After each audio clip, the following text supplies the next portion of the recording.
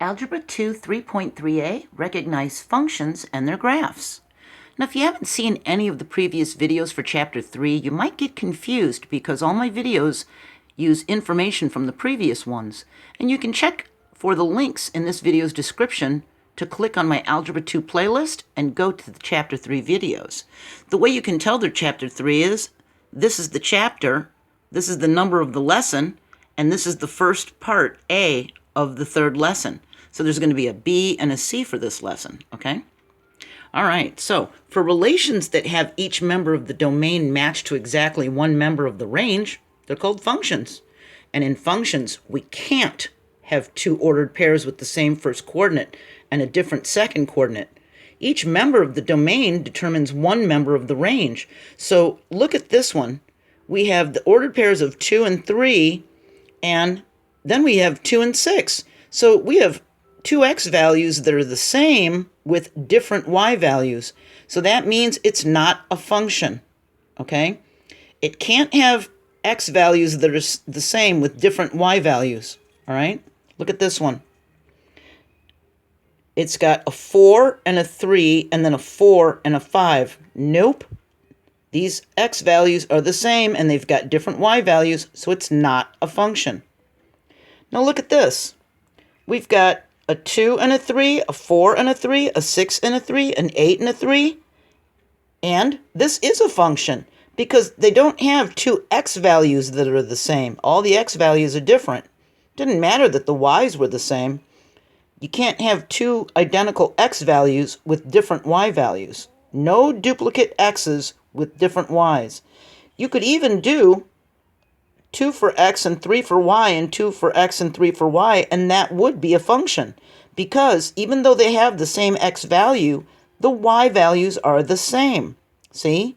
The rule is they can't have the same x value with different y values. See that? Ah, okay. So we can use a thing called the vertical line test to find whether or not a graph is the graph of a function. If it's possible for a vertical line to intersect a graph at more than one point, then the graph is not the graph of a function. So I have lots of examples, and I put them all onto the same pieces of paper to save paper.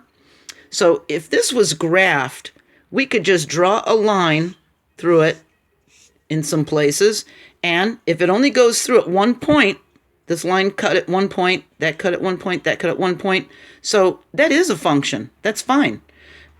Look at what happens when we do this one, though. See how it went through 1, 2, 3 points? So no, that's not a function, okay? Look at this one. If I draw a line through this, is it going to hit more than one point? Yup, here and here. So this is not a function, see? So far, only this one is. If I drew a line through this, would it hit it at more than one point? Of course it would. See that? It's hitting it here and here, so that's not a function. How about this one? If I drew lines through here, would it hit it at more than one point? No, it wouldn't. So that one's okay. And this one's okay. See? We can draw lines through it, and it only hits one point. How about here? Yeah, this one's all right. We draw lines, and it only hits the line at one part. And here, it only hits it at one part.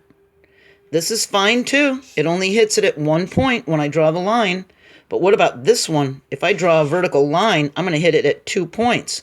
So it's not a function, okay? What about these? I can just look at this loop and tell that I would hit it at more than one point.